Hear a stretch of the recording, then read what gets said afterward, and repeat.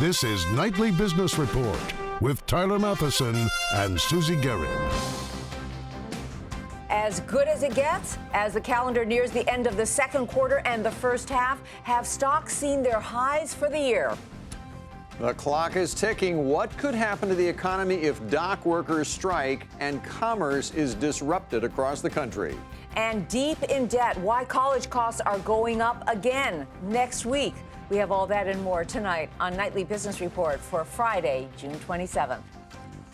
Good evening, everyone. I'm Susie Garrett. And I'm Bill Griffith in tonight for Tyler Matheson. The books are nearly closed now on the month, the quarter, and the first half of the year. Nearly, but we got one trading day left. It appears there will be no June swoon this year.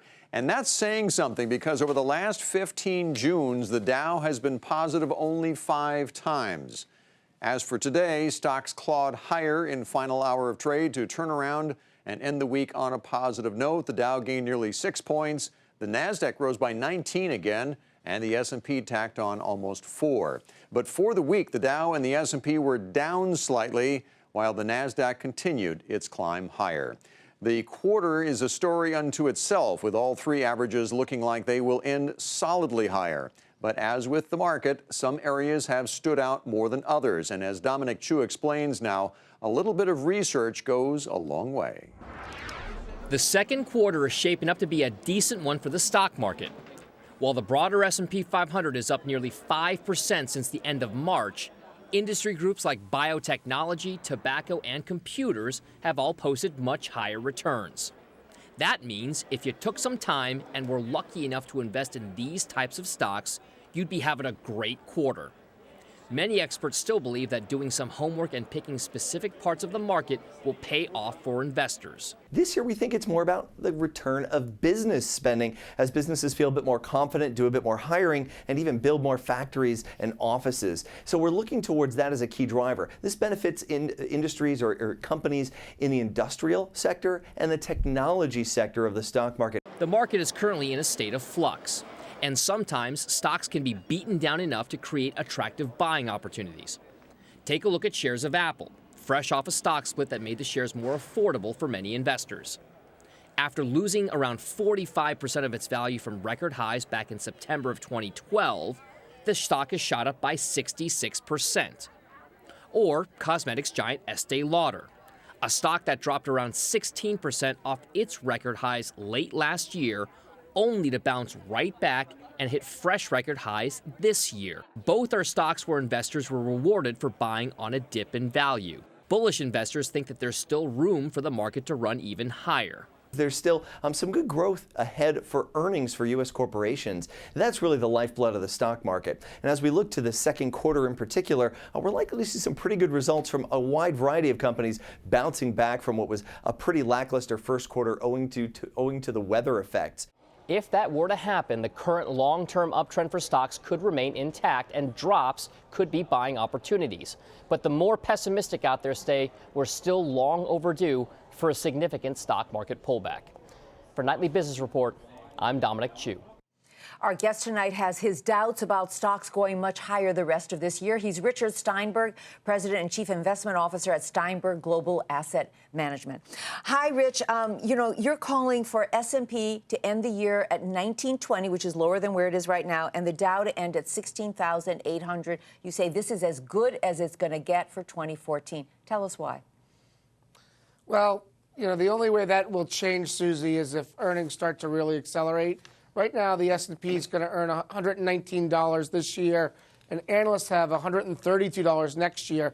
We're just not quite sure that 11% growth is reflected in this economy that's somewhat sluggish. And if you add geopolitical risk and other factors, we just think the market's a little bit ahead of itself. It doesn't mean you can't make money in the market, but there'll be some pullbacks along the way to justify this valuation. I'm looking at the stocks that you are talking about tonight, Rich, and it looks like you're going for dividend yield. I mean, is that the way you're making money in the market right now? Lockheed Martin, for example.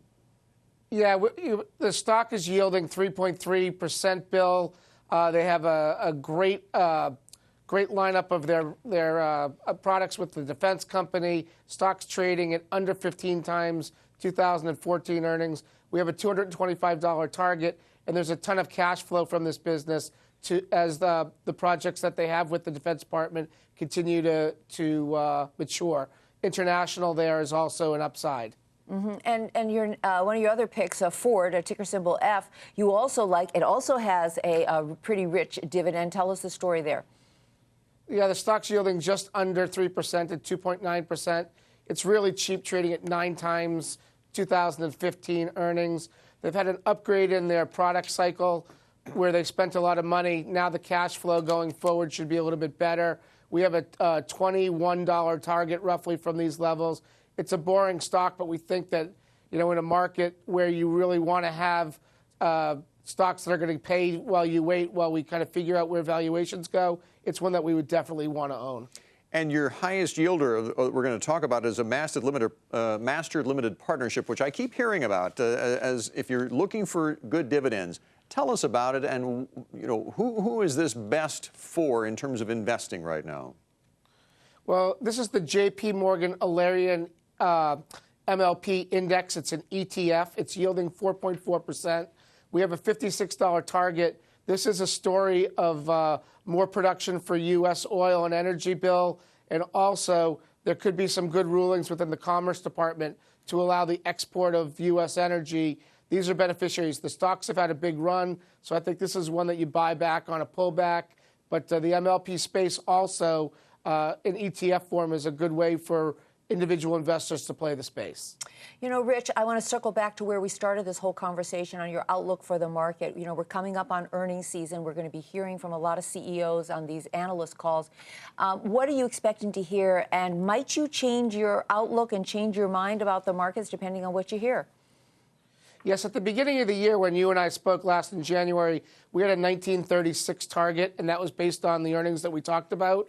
If we start to see in the next 2 weeks that companies are getting much more upbeat, we'll flick our switch to 2015 earnings. If you apply a 16 multiple to those earnings, we're lower than the street. You could have an 8 to 10% upside between now and the next 12 and 16 to 18 months.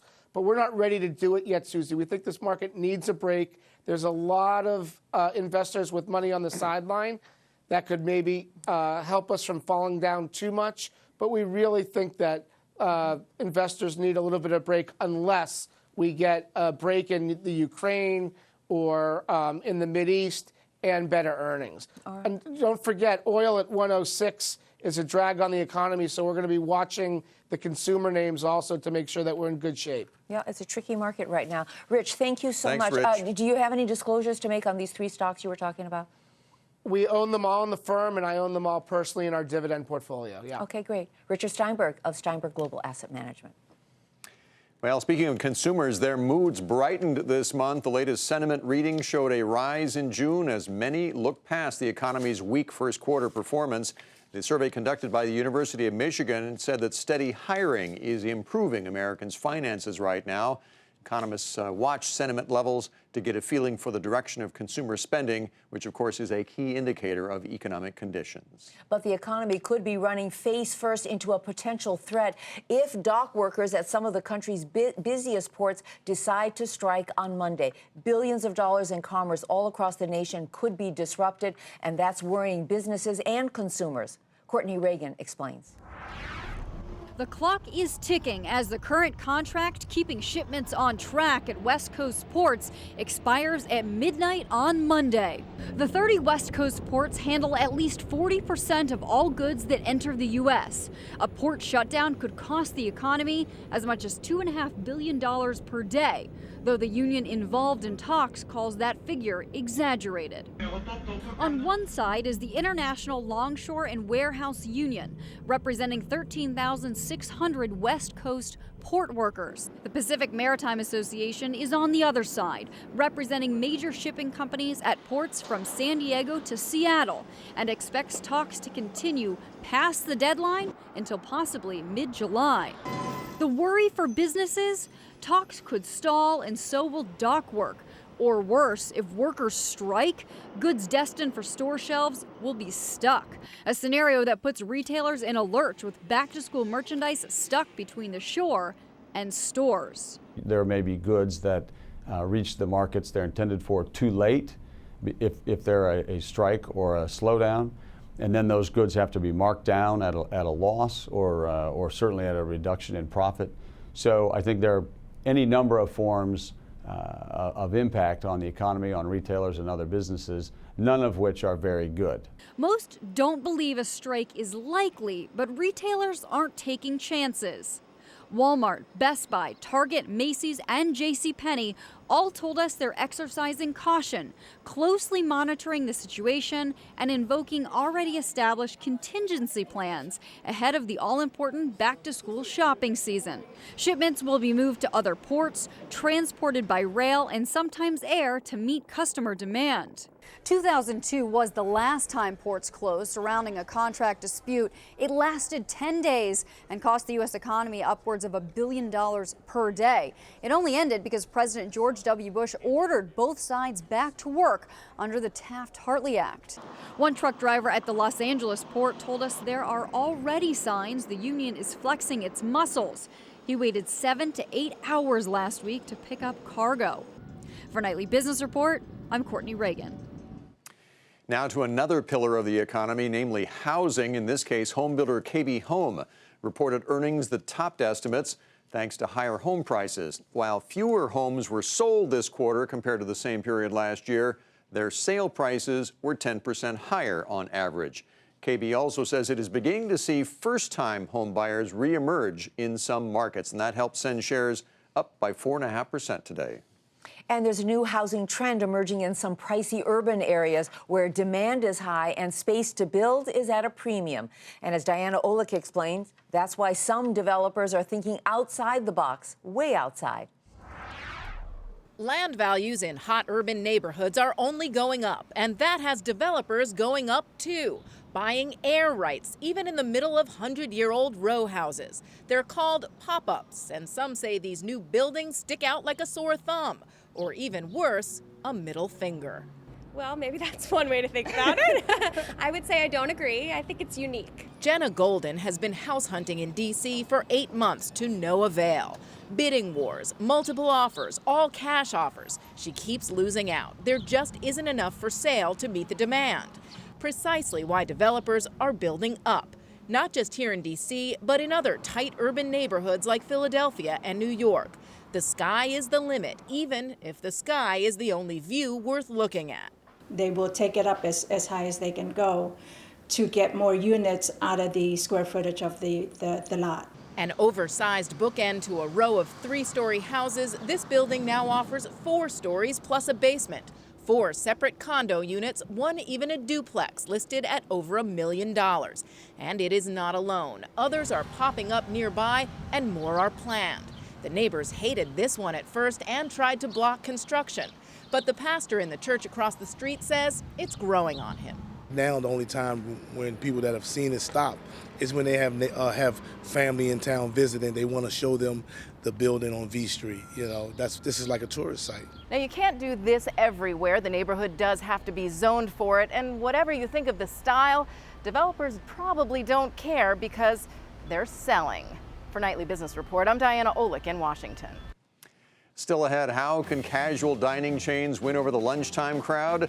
The answer might surprise you and change the way some restaurants do business.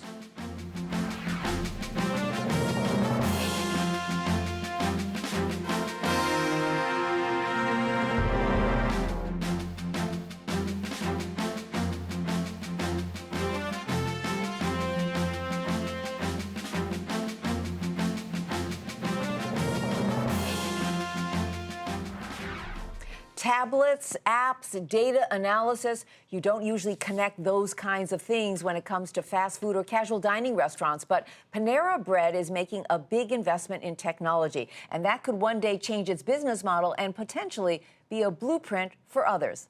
Morgan Brennan explains. That cob has no bacon?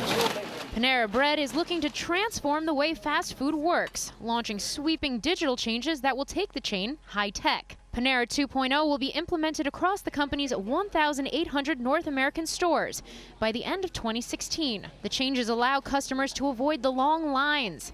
They can now order through a mobile app or at kiosks in store. The comparable sales in a cafe like this one versus a non-Panera 2.0 cafe, they're in the high single digits, higher than what we see in our other cafes. So we're very pleased with the results.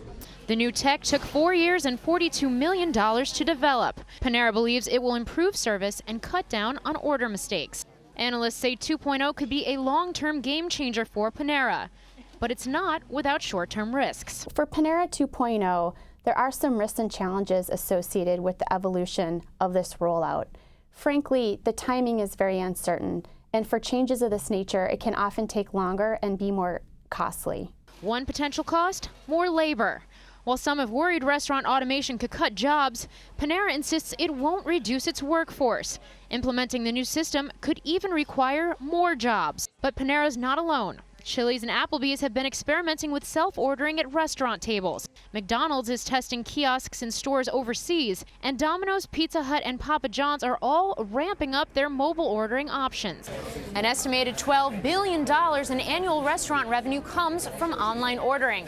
Still, that's only a fraction of the $675 billion the restaurant industry pulls in overall each year. As Panera and others adopt more technology, that number is likely to increase considerably. For Nightly Business Report, I'm Morgan Brennan in Braintree, Massachusetts. Craft retailer Michaels didn't exactly sparkle in its trading debut. That's where we begin tonight's market focus. Shares of Michaels stores went back and forth between small gains and declines today. It priced its initial public offering of almost 28 million shares at $17 apiece. That was the low end of the expected trading range. The stock trades under the NASDAQ ticker symbol now MIK, and at the close, the stock rose slightly to $17.02. News that Dollar General CEO Rick Drayling is retiring next year sent shares of that stock lower today. That decision comes as activist investor Carl Icahn has, of course, been pushing for the chain to merge with Family Dollar. Dollar General is also sticking with its lowered full-year profit outlook, and as a result, the stock tumbled more than 7% to $57.19. A strong first quarter finish, though, for Finish Line. The athletic apparel company posted earnings and revenue that topped estimates as sales and margins expanded. Finish Line credits its relationship with Macy's for helping it expand its market share. That stock was up more than 1% to close at $29.56. Shares of Rackspace fell after a news report saying the company is not catching the eye of potential buyers. You'll recall that shares surged in May after Rackspace hired Morgan Stanley to look for strategic relationships, ranging from partnerships to an outright acquisition. But today, the stock was down more than 7% to $33.63. And Caesars delivered another blow to New Jersey's struggling Atlantic City. It'll close the Showboat Casino Hotel this summer, which it blamed on falling revenue and high property taxes. Caesars CEO says the move is necessary to help stabilize the company's other casinos in the seaside resort. Shares fell slightly to $17.67. Coming up on Nightly Business Report, if you think paying for college is expensive now, wait until next week when loan rates are set to rise.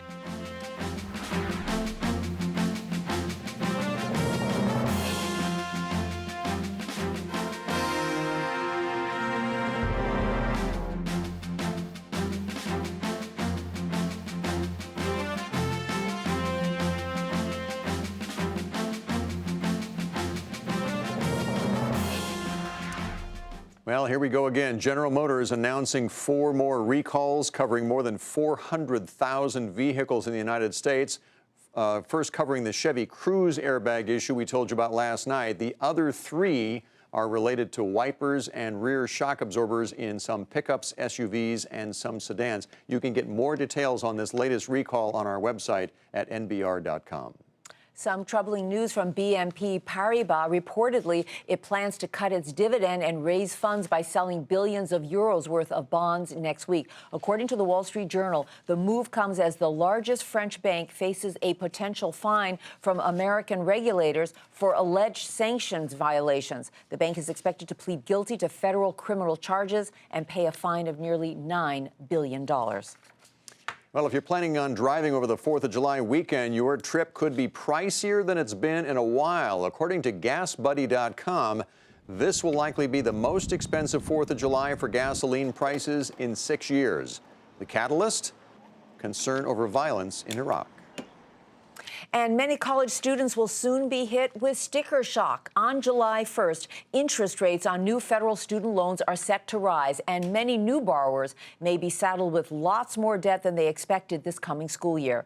So how much more will rising rates add to the debt burden? Sharon Epperson explains. For Samantha Cook, making the decision to go to George Washington University was a big one financially. I definitely had doubts about it. My parents wanted to assure me that no matter what I picked, we'd find a way to make it work. Like most families, Samantha and her parents are making it work by combining their household savings, scholarships, grants, and student loans.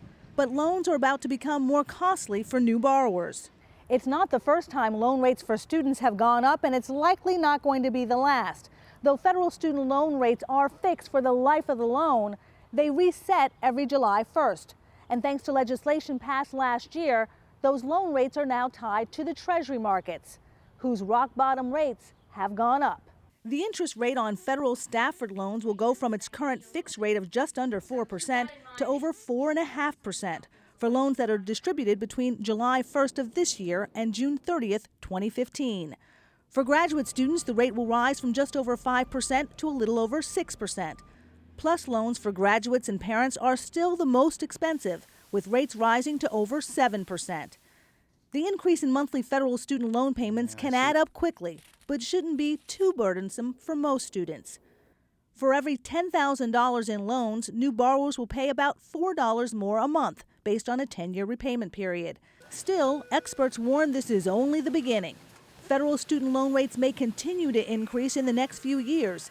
Even with caps, rates could go as high as 10.5% for some loans.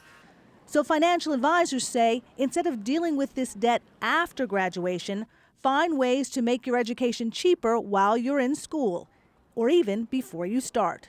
We can look for more creative ways to get that degree and to get it for less money. For example, you can go to a community college for 2 years and then go to a great in-state university commuting, get an entire degree for the price of 1 semester at Harvard. Now, that's no slam on Harvard, but it does suggest that while education can be very expensive, it can also be made very inexpensive or affordable. But attending a less expensive university wasn't an option that appealed to Samantha, who is studying international affairs and political science. I considered transferring to the University of Pittsburgh at the end of last year because in-state it's about a third of the cost of going to GW. So I decided against it because, you know, the value of a GW degree, my parents and I agreed, for me at least, would be more valuable when looking for jobs later on.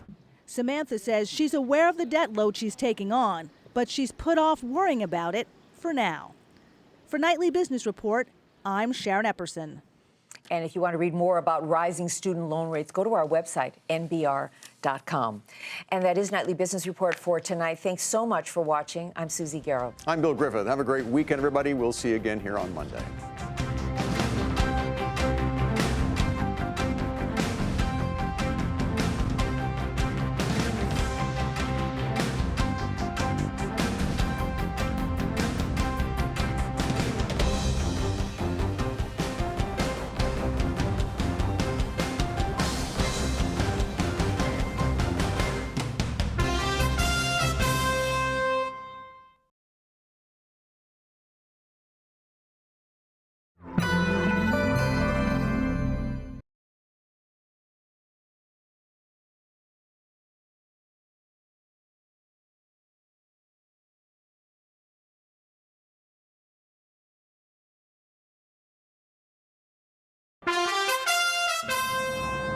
I'm Susie Garrett with a nightly business report news brief. Stocks on Wall Street ended the week on a positive note as June comes to a close, and it looks like there won't be a June swoon this year. Over the last 15 Junes, the Dow has been positive only 5 times. But as for today, the Dow gained nearly 6 points, the Nasdaq rose almost 19, and the S&P tacked on about 4 points. Consumers' moods brightened in June, according to the latest sentiment survey, and that's thanks to a pickup in hiring. Home builder KB Home reported earnings that topped estimates due to higher home prices. And craft retailer Michaels didn't exactly sparkle in its trading debut, rising just fractionally. And according to GasBuddy.com, for the first time in 6 years, this will be the most expensive July 4th for gasoline prices. Be sure to tune into Nightly Business Report right here on your public television station.